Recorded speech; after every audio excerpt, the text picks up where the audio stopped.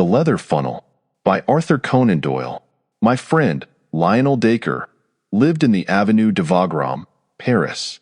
His house was that small one, with the iron railings and grass plot in front of it, on the left-hand side as you pass down from the Arc de Triomphe. I fancy that it had been there long before the avenue was constructed, for the gray tiles were stained with lichens, and the walls were mildewed and discolored with age. It looked a small house from the street, 5 windows in front, if I remember right, but it deepened into a single long chamber at the back. It was here that Dacre had that singular library of occult literature, and the fantastic curiosities which served as a hobby for himself and an amusement for his friends.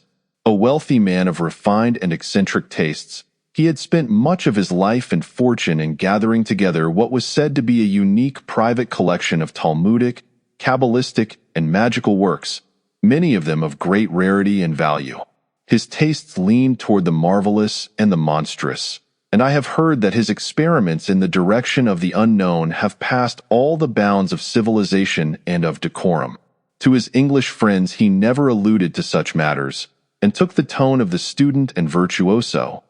But a Frenchman whose tastes were of the same nature has assured me that the worst excesses of the Black Mass have been perpetrated in that large and lofty hall, which is lined with the shelves of his books and the cases of his museum. Dacre's appearance was enough to show that his deep interest in these psychic matters was intellectual rather than spiritual. There was no trace of asceticism upon his heavy face, but there was much mental force in his huge, dome-like skull, which curved upward from amongst his thinning locks, like a snow-peak above its fringe of fir trees. His knowledge was greater than his wisdom, and his powers were far superior to his character. The small, bright eyes, buried deeply in his fleshy face, twinkled with intelligence and an unabated curiosity of life. But they were the eyes of a sensualist and an egotist. Enough of the man, for he is dead now, poor devil, dead at the very time that he had made sure that he had at last discovered the elixir of life. It is not with his complex character that I have to deal, but with the very strange and inexplicable incident which had its rise in my visit to him in the early spring of the year 82. I had known Dacre in England, for my researches in the Assyrian Room of the British Museum had been conducted at the time when he was endeavoring to establish a mystic and esoteric meaning in the Babylonian tablets, and this community of interests had brought us together. Chance remarks had led to daily conversation, and that to something verging upon friendship. I had promised him that on my next visit to Paris I would call upon him. At the time when I was able to fulfill my compact, I was living in a cottage at Fontainebleau, and as the evening trains were inconvenient, he asked me to spend the night in his house. "I have only that one spare couch," said he, pointing to a broad sofa in his large salon. "I hope that you will manage to be comfortable there." It was a singular bedroom, with its high walls of brown volumes, but there could be no more agreeable furniture to a bookworm like myself, and there is no scent so pleasant to my nostrils as that faint, subtle reek which comes from an ancient book. I assured him that I could desire no more charming chamber and no more congenial surroundings. "If the fittings are neither convenient nor conventional, they are at least costly," said he, looking round at his shelves. "I have expended nearly $250,000 of money upon these objects which surround you: books, weapons, gems, carvings, tapestries, images. There is hardly a thing here which has not its history, and it is generally one worth telling." He was seated as he spoke at one side of the open fireplace, and I at the other. His reading table was on his right, and the strong lamp above it ringed it with a very vivid circle of golden light. A half-rolled palimpsest lay in the center, and around it were many quaint articles of bric-a-brac. One of these was a large funnel, such as is used for filling wine casks. It appeared to be made of black wood, and to be rimmed with discolored brass. "That is a curious thing," I remarked. "What is the history of that?" "Ah," said he, "it is the very question which I have had occasion to ask myself. I would give a good deal to know. Take it in your hands and examine it." I did so, and found that what I had imagined to be wood was in reality leather, though age had dried it into an extreme hardness. It was a large funnel, and might hold a quart when full. The brass rim encircled the wide end, but the narrow was also tipped with metal. "What do you make of it?" asked Dacre. "I should imagine that it belonged to some vintner or maltster in the Middle Ages," said I. "I have seen in England leathern drinking flagons of the 17th century, blackjacks as they were called, which were of the same color and hardness as this filler." "I dare say the date would be about the same," said Dacre, "and no doubt, also, it was used for filling a vessel with liquid. If my suspicions are correct, however, it was a queer vintner who used it, and a very singular cask which was filled. Do you observe nothing strange at the spout end of the funnel? As I held it to the light, I observed that at a spot some 5 inches above the brass tipped the narrow neck of the leather funnel was all haggled and scored, as if someone had notched it round with a blunt knife. Only at that point was there any roughening of the dead black surface. Someone has tried to cut off the neck? Would you call it a cut? It is torn and lacerated. It must have taken some strength to leave these marks on such tough material, whatever the instrument may have been. But what do you think of it? I can tell that you know more than you say." Dacre smiled, and his little eyes twinkled with knowledge. "Have you included the psychology of dreams among your learned studies?" he asked. "I did not even know that there was such a psychology. My dear sir, that shelf above the gem case is filled with volumes, from Albertus Magnus onward, which deal with no other subject. It is a science in itself, a science of charlatans. The charlatan is always the pioneer. From the astrologer came the astronomer, from the alchemist the chemist, from the mesmerist the experimental psychologist. The quack of yesterday is the professor of tomorrow. Even such subtle and elusive things as dreams will in time be reduced to system and order. When that time comes, the researches of our friends on the bookshelf yonder will no longer be the amusement of the mystic, but the foundations of a science. Supposing that is so, what has the science of dreams to do with a large, black, brass-rimmed funnel? I will tell you. You know that I have an agent who is always on the lookout for rarities and curiosities for my collection. Some days ago, he heard of a dealer upon one of the quays who had acquired some old rubbish found in a cupboard in an ancient house at the back of the Rue Matherin in the Quartier Latin. The dining room of this old house is decorated with a coat of arms, chevrons, and bars rouge upon a field argent, which prove, upon inquiry, to be the shield of Nicholas de la Reynie, a high official of King Louis XIV. There can be no doubt that the other articles in the cupboard date back to the early days of that king. The inference is, therefore, that they were all the property of this Nicholas de la Reynie, who was, as I understand, the gentleman specially concerned with the maintenance and execution of the draconic laws of that epoch. What then?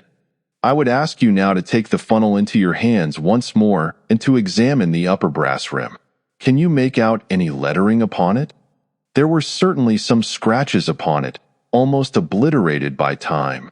The general effect was of several letters, the last of which bore some resemblance to AB. You make it AB? Yes, I do. So do I. In fact, I have no doubt whatever that it is AB. But the nobleman you mentioned would have had R for his initial. Exactly. That's the beauty of it.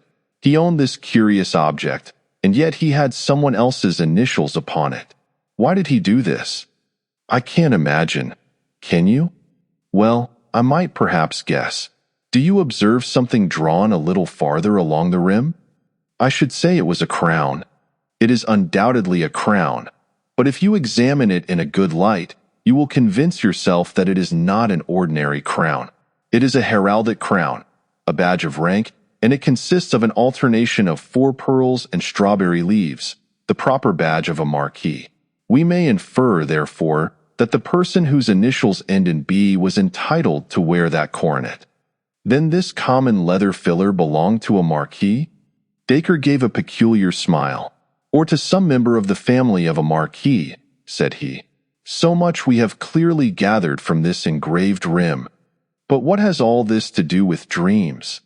I do not know whether it was from a look upon Dacre's face, or from some subtle suggestion in his manner, but a feeling of repulsion, of unreasoning horror, came upon me as I looked at the gnarled old lump of leather. "I have more than once received important information through my dreams," said my companion in the didactic manner which he loved to affect. "I make it a rule now when I am in doubt upon any material point to place the article in question beside me as I sleep, and to hope for some enlightenment. The process does not appear to me to be very obscure, though it has not yet received the blessing of orthodox science. According to my theory, any object which has been intimately associated with any supreme paroxysm of human emotion, whether it be joy or pain, will retain a certain atmosphere or association which it is capable of communicating to a sensitive mind. By a sensitive mind, I do not mean an abnormal one, but such a trained and educated mind as you or I possess. You mean, for example, that if I slept beside that old sword upon the wall, I might dream of some bloody incident in which that very sword took part? An excellent example, for, as a matter of fact, that sword was used in that fashion by me, and I saw in my sleep the death of its owner, who perished in a brisk skirmish, which I have been unable to identify, but which occurred at the time of the wars of the Frondists. If you think of it, some of our popular observances show that the fact has already been recognized by our ancestors, although we, in our wisdom, have classed it among superstitions. For example, well, the placing of the bride's cake beneath the pillow in order that the sleeper may have pleasant dreams. That is one of several instances which you will find set forth in a small brochure which I am myself writing upon the subject. But to come back to the point, I slept one night with this funnel beside me, and I had a dream which certainly throws a curious light upon its use and origin. What did you dream? I dreamed, he paused, and an intent look of interest came over his massive face. By Jove, that's well thought of, said he. This really will be an exceedingly interesting experiment. You are yourself a psychic subject, with nerves which respond readily to any impression. I have never tested myself in that direction. Then we shall test you tonight. Might I ask you as a very great favor, when you occupy that couch tonight, to sleep with this old funnel placed by the side of your pillow? The request seemed to me a grotesque one, but I have myself, in my complex nature, a hunger after all which is bizarre and fantastic. I had not the faintest belief in Dacre's theory, nor any hopes for success in such an experiment. Yet it amused me that the experiment should be made. Dacre, with great gravity, drew a small stand to the head of my settee, and placed the funnel upon it. Then, after a short conversation, he wished me good night and left me. I sat for some little time smoking by the smoldering fire, and turning over in my mind the curious incident which had occurred, and the strange experience which might lie before me. Skeptical as I was, there was something impressive in the assurance of Dacre's manner, and my extraordinary surroundings. The huge room with the strange and often sinister objects which were hung round it struck solemnity into my soul. Finally I undressed, and turning out the lamp, I lay down. After long tossing I fell asleep. Let me try to describe as accurately as I can the scene which came to me in my dreams. It stands out now in my memory more clearly than anything which I have seen with my waking eyes. There was a room which bore the appearance of a vault, for spandrels from the corners ran up to join a sharp, cup-shaped roof. The architecture was rough, but very strong. It was evidently part of a great building. 3 men in black, with curious, top-heavy, black velvet hats, sat in a line upon a red-carpeted dais.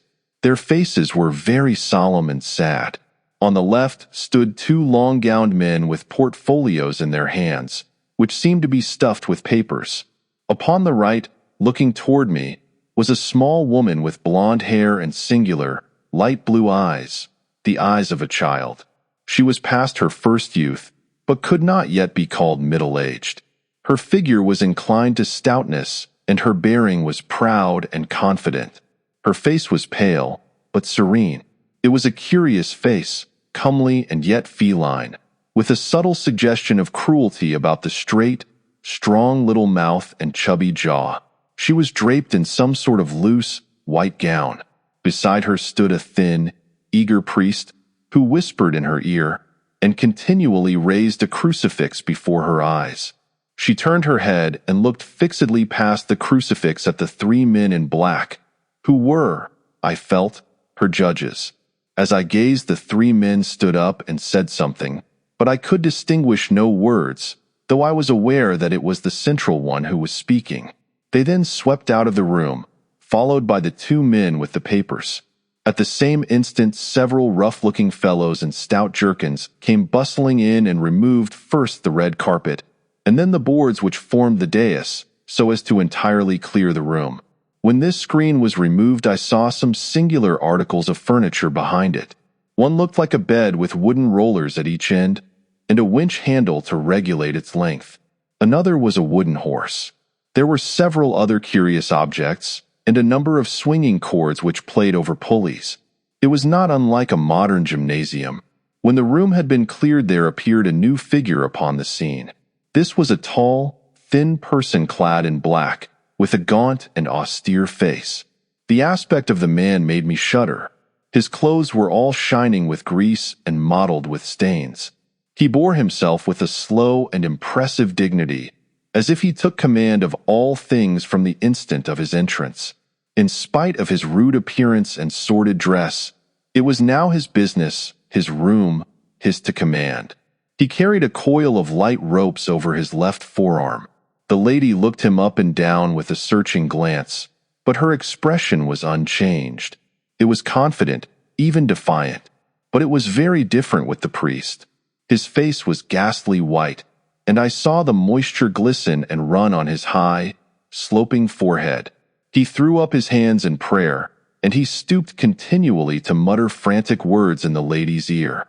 The man in black now advanced, and taking one of the cords from his left arm, he bound the woman's hands together. She held them meekly toward him as he did so. Then he took her arm with a rough grip and led her toward the wooden horse, which was little higher than her waist. Onto this she was lifted and laid, with her back upon it, and her face to the ceiling, while the priest, quivering with horror, had rushed out of the room. The woman's lips were moving rapidly, and though I could hear nothing, I knew that she was praying. Her feet hung down on either side of the horse, and I saw that the rough varlets in attendance had fastened cords to her ankles and secured the other ends to iron rings in the stone floor. My heart sank within me as I saw these ominous preparations, and yet I was held by the fascination of horror, and I could not take my eyes from the strange spectacle. A man had entered the room with a bucket of water in either hand. Another followed with a third bucket.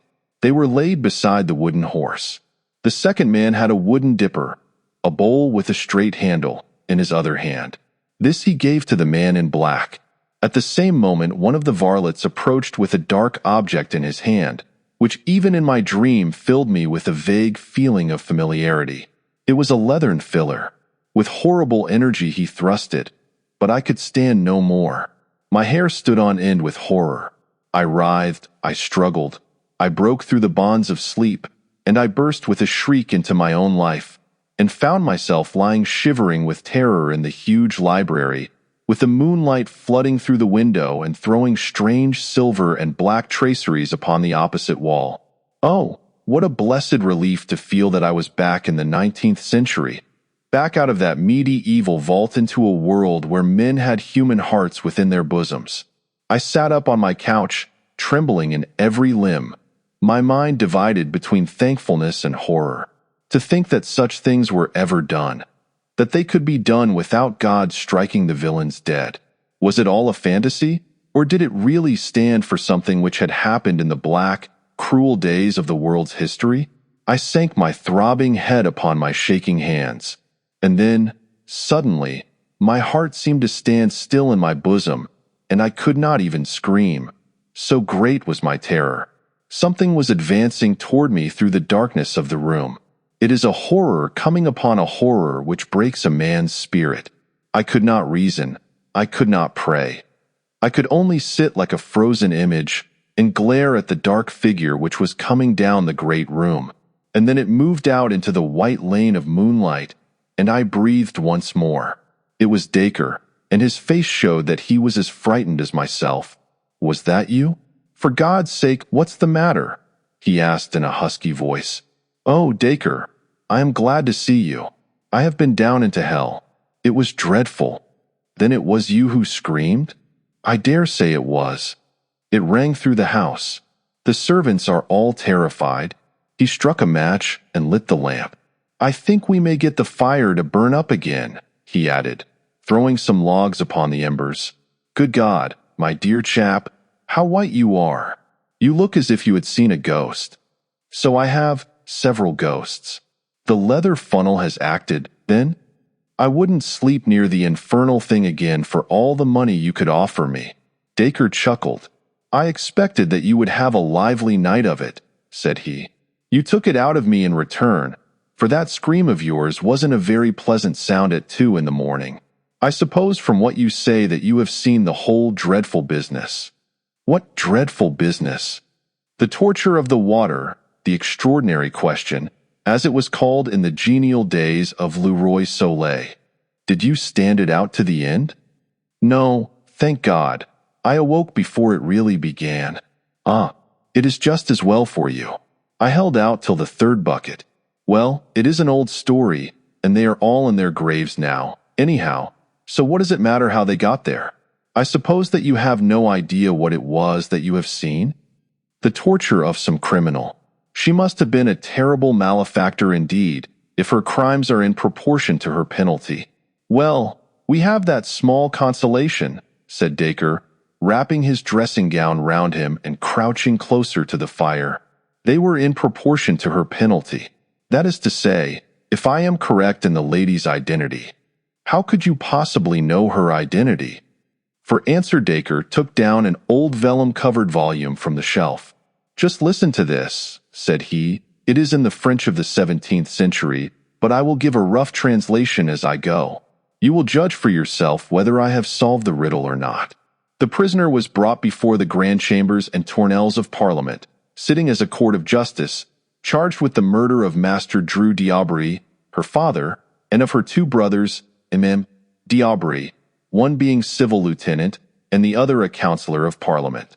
In person it seemed hard to believe that she had really done such wicked deeds, for she was of a mild appearance and of short stature, with a fair skin and blue eyes.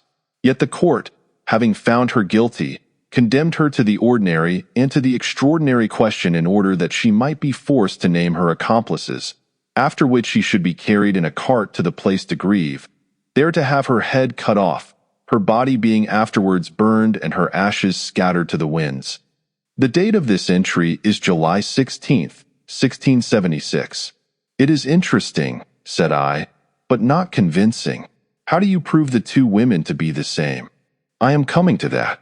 The narrative goes on to tell of the woman's behavior when questioned. When the executioner approached her, she recognized him by the cords which he held in his hands, and she at once held out her own hands to him, looking at him from head to foot without uttering a word. "How's that?" Yes, it was so. She gazed without wincing upon the wooden horse and rings which had twisted so many limbs and caused so many shrieks of agony.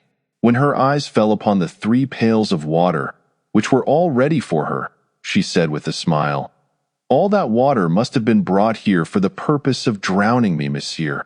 You have no idea, I trust, of making a person of my small stature swallow it all. Shall I read the details of the torture?" "No, for heaven's sake, don't." Here is a sentence which must surely show you that what is here recorded is the very scene which you have gazed upon tonight. The good Abbé Pirot, unable to contemplate the agonies which were suffered by his penitent, had hurried from the room. Does that convince you?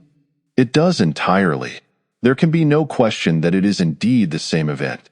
But who, then, is this lady whose appearance was so attractive and whose end was so horrible? For answer, Dacre came across to me and placed the small lamp upon the table which stood by my bed. Lifting up the ill-omened filler, he turned the brass rim so that the light fell full upon it. Seen in this way, the engraving seemed clearer than on the night before. "We have already agreed that this is the badge of a marquis or of a marquise," said he. "We have also settled that the last letter is B. It is undoubtedly so. I now suggest to you that the other letters from left to right are M, M, a small d, a small d, and then the final b. Yes, I am sure that you are right. I can make out the two small d's quite plainly. What I have read to you tonight, said Dacre, is the official record of the trial of Marie Madeleine d'Aubry, Marquise de Brinvilliers, one of the most famous poisoners and murderers of all time. I sat in silence, overwhelmed at the extraordinary nature of the incident and at the completeness of the proof with which Dacre had exposed its real meaning. In a vague way, I remembered some details of the woman's career, her unbridled debauchery, the cold-blooded and protracted torture of her sick father, the murder of her brothers for motives of petty gain. I recollected also that the bravery of her end had done something to atone for the horror of her life, and that all Paris had sympathized with her last moments and blessed her as a martyr within a few days of the time when they had cursed her as a murderess. One objection, and one only, occurred to my mind. How came her initials and her badge of rank upon the filler? Surely they did not carry their medieval homage to the nobility to the point of decorating instruments of torture with their titles. I was puzzled with the same point, said Dacre, but it admits of a simple explanation. The case excited extraordinary interest at the time, and nothing could be more natural than that La Rainey, the head of the police, should retain this filler as a grim souvenir. It was not often that a Marchioness of France underwent the extraordinary question. That he should engrave her initials upon it for the information of others was surely a very ordinary proceeding upon his part. And this? I asked, pointing to the marks upon the leathern neck. She was a cruel tigress, said Dacre, as he turned away. I think it is evident that like other tigresses her teeth were both strong and sharp.